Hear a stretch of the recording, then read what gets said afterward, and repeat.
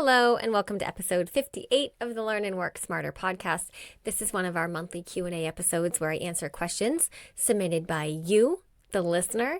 If you're wondering how to submit questions, there is a simple form on the homepage of learnandworksmarter.com. You scroll down just a little bit and the form is right there. This week I am answering 2 questions. One is submitted by a professional headed back to graduate school, and they're asking about online courses versus in-person courses. And then our second question is from a college student asking about jobs versus internships. As a reminder, if these are not your specific questions, I still encourage you to listen all the way through because sometimes other people ask questions that we didn't even know we had ourselves. And of course, if there is anyone in your life who you think would benefit from this conversation, I'd love if you shared the podcast with them. A simple tap on the arrow in whatever platform you are listening to, whether that's YouTube or a podcast app, tapping on that little arrow allows you to text this link to anyone. And with that, I think we're ready to get started. Hello, you are listening to the Learn and Work Smarter podcast, the podcast for students and professionals who want to learn and work smarter. I'm your host, executive function coach, and founder of schoolhabits.com, Katie Azevedo. As a reminder, everything I mention in today's episode will be linked in the show notes, including a link to the transcript, which you can also find at learnandworksmarter.com/podcast. All right, so I'm going to start with our first question, which I have right here. I am going to read it.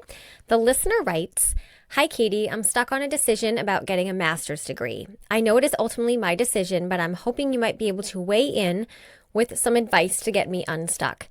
Here's my situation. I work full-time and have a 4-year-old. I'm planning to go back to school to get my master's degree because my company is helping to pay for it."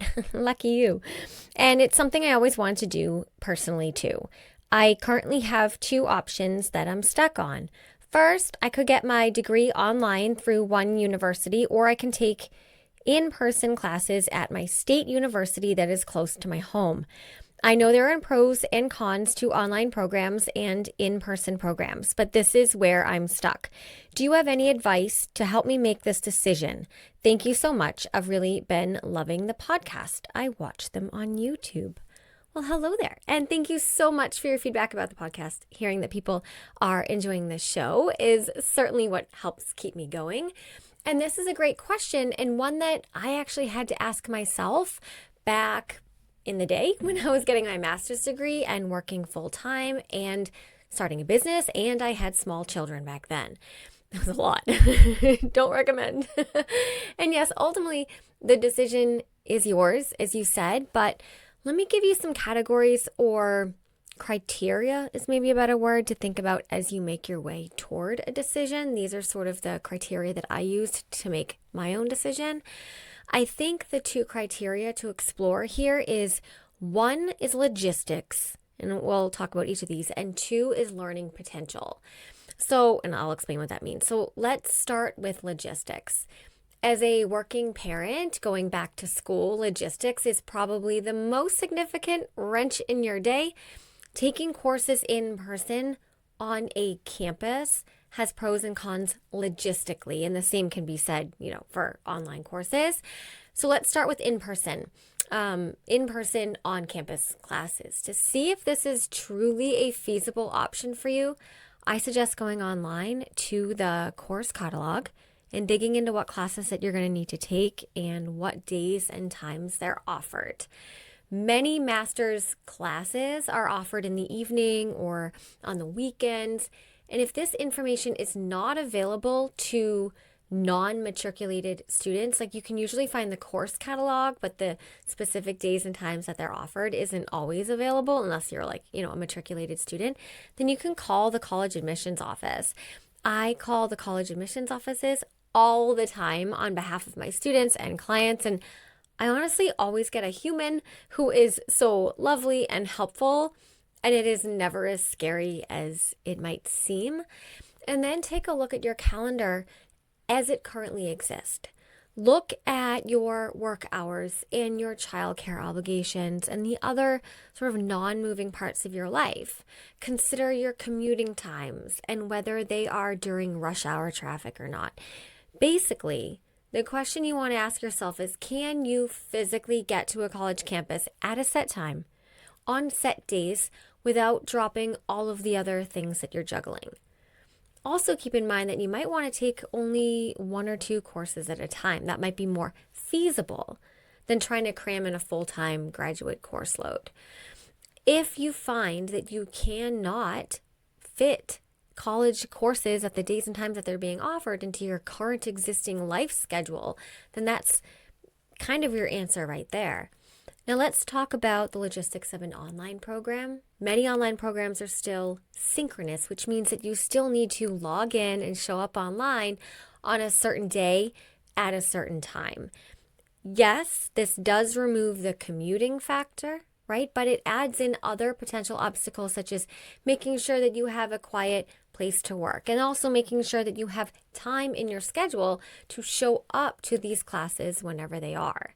All right, so you would still go through the whole, making your time visible activity of, front loading a calendar, looking at your current obligations and asking yourself, okay, minus the commute time, can on Tuesday nights I find a quiet place to sit and have no distractions from 6:30 to 8:30 or whenever the course is? And if you're like, oh my gosh, that is dinner time, that is bath time for my child, that is just too much, well then maybe that synchronous online program wouldn't work for this season of your life, right?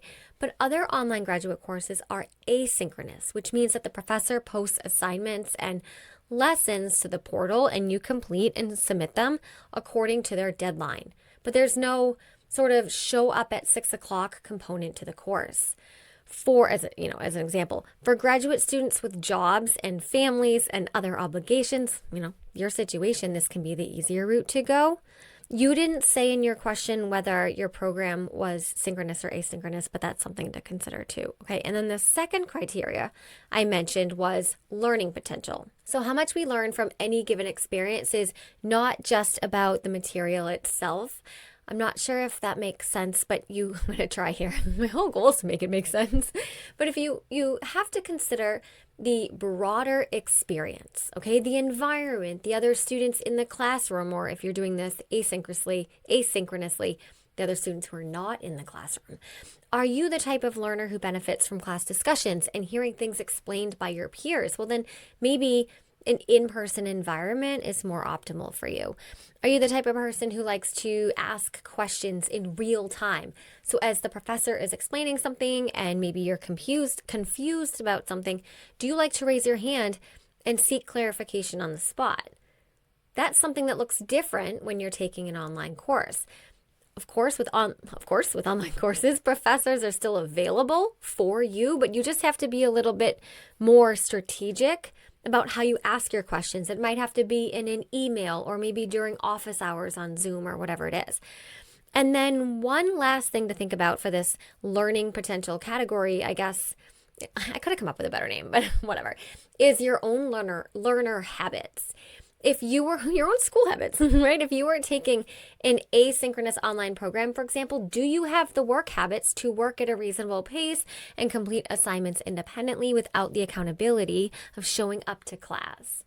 How are your focus skills? Can you lock it in when there's no one else around you locking it in? If yes, then maybe that online program is going to work out just great. But if you really benefit from accountability and peer modeling and things like that, then maybe I would consider the in-person program. I know I didn't just make your decision for you, and that's because I can't, and neither should I. But hopefully this answer gave you some things to think about. To sum it up in a nutshell, I want you to get nitty-gritty when thinking about the logistics and the timing and the calendars, right, to determine if you actually do have time in your schedule to get to campus. And then, of course, if you don't, then that's your answer right there.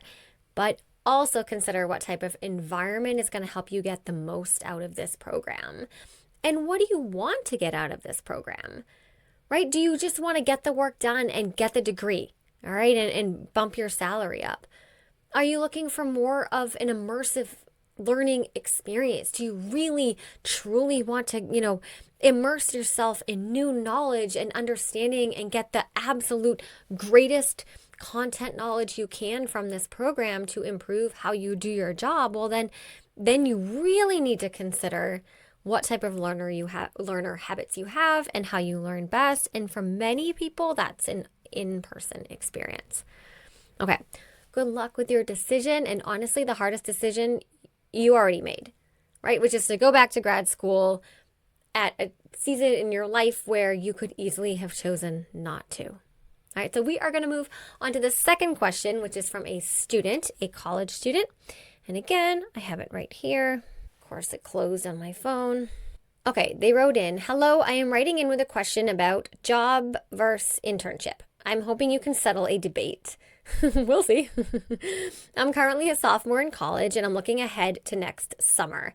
I can return to the summer job I've had for 5 years in my town, but I'm also being told I need to start looking at internships too.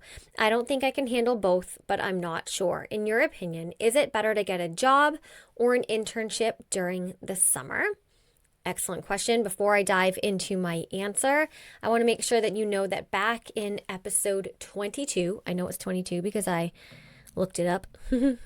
Someone else wrote in with a kind of similar question. They were a junior in college and they had asked about internships, and I gave a very thorough answer that I think you might find helpful. I'm going to leave the link to episode 22 in the show notes or in the description box if you're watching this on YouTube. Also, here's my little reminder that if you go to learnandworksmarter.com/podcast/58, this is episode 58, then you will find all of the links that I mentioned here today, including episode 22. All right, and like so many of my answers, I'm going to say it depends. What are your goals? Like, what do you want to do? What do you need to do? So let's start with, what do you need to do? If you need to work because financially that's something you have to do to support yourself or others, then that's the reality, and I would say go work a job. All right, that could be your summer job. In your question, you didn't say what your summer job is, but let's say that it's something not even, career focused or academic or whatever. Let's just say it's something like working as a lifeguard or maybe a waiter, right? That can still give you super valuable experience and expose you to opportunities to build skills that will serve you in your future career, whatever it ends up being. But if working for compensation isn't a financial necessity, it's more of a financial nicety, then I would say start exploring internships. Yes, you can certainly find paid internships, but those are hard to come by and they are highly competitive, and you would have to have started the searching process a little bit before now.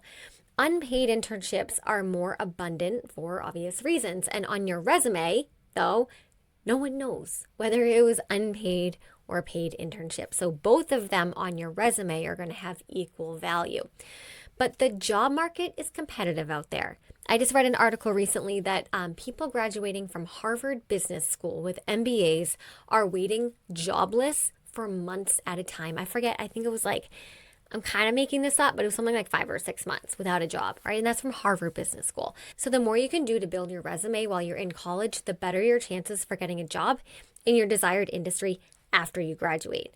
Now, back in episode 22, which I really want you to listen to, I dive deep into the idea of getting an internship, ideally in the industry that you're interested in.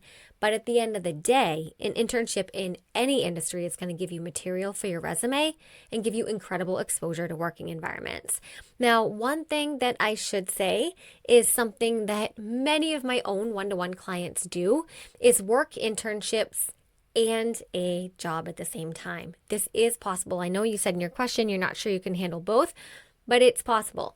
Not all internships are 40 hours a week, right? Some of them are 20 hours, and on top of a 20-hour part-time job, that's something that you could balance. That could look like something like maybe working an internship in a lab during the day or in an office setting during the day, and then maybe waiting tables or scooping ice cream or whatever, something for paid work in the evening or even the weekends.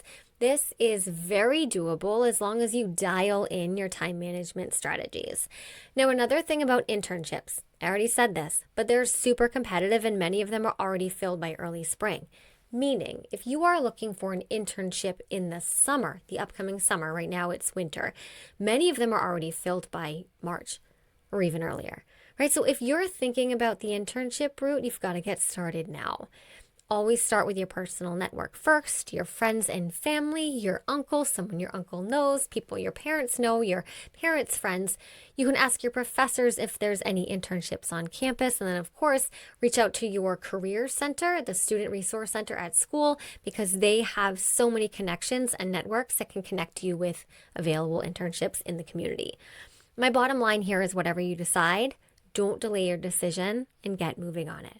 All right, my friends. That wraps up today's episode. Remember, if you have your own questions that you want me to answer here on the podcast, you can head to learnandworksmarter.com. Right there on the homepage is a very simple form where you can submit your questions, and I will add them to the queue to be answered on a future episode. I appreciate you. I'm grateful for you coming on this journey with me, and remember, never stop learning.